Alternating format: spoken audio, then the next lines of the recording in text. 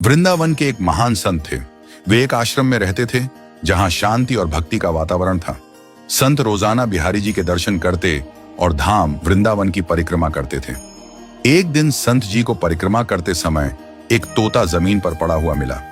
संत ने पहले तो थोड़ी देर इधर उधर देखा कि कोई तोते का मालिक तो नहीं है, और फिर संत उस तोते के पास गए तो देखा कि तोते की हालत बहुत खराब थी।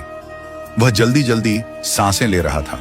संत जी ने जल्दी से तोते को पानी पिलाया और उस तोते को अपने आश्रम पर ले आए। तोते को थोड़ा खाने को दिया और आराम करने के लिए अंदर कुटिया में सुला दिया।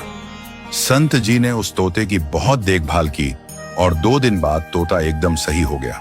संत जी ने उस तोते का नाम मिट्ठू रखा। तोता बहुत हरा भरा, चंचल और बुद्धिमान था। संत ने उस तोते को बच्चों की तरह पाला और उसे अपने साथ भक्ति में लगा लिया। संत जी ने उसे गीता के श्लोक भी सिखाए थे। प्रतिदिन तोता प्रातःकाल उठकर मधुर स्वर में भगवद गीता के श्लोक गाता, कर्मण्येवाधिकारस्ते मां फलेषु कदाचन। आश्रम में जो भी आता वह तोते की यह दिव्य वाणी सुनकर अभिभूत हो जाता। लोग कहते, बाबा आपने तो तोते को भी ज्ञानी बना दिया। संत मुस्कुराते और कहते, भक्ति किसी भी रूप में आ सकती है। यदि भाव शुद्ध हो तो पक्षी भी भगवान का नाम ले सकते हैं। परंतु एक दिन आकाश में घनघोर बादल छा गए। वातावरण में अजीब बेचैनी थी। उसी दिन एक बिल्ली दबे पांव आई और अचानक तोते पर झपट पड़ी। तोता चीखते हुए टाय टाय करता हुआ बिल्ली की पकड़ में आ गया और अंतर्धान हो गया। अब संत मौन हो गए। वे कुछ न कहते न खाते, बस एक तक देखते रहते। लोगों ने देखा कि जो बाबा सदा मुस्कुराते रहते थे वे आज गहरे चिंतन में डूबे हैं। लोगों ने कहा, बाबा क्यों दुखी हो रहे हैं? हम दूसरा तोता ला देंगे और उससे भी गीता के श्लोक रटवा देंगे।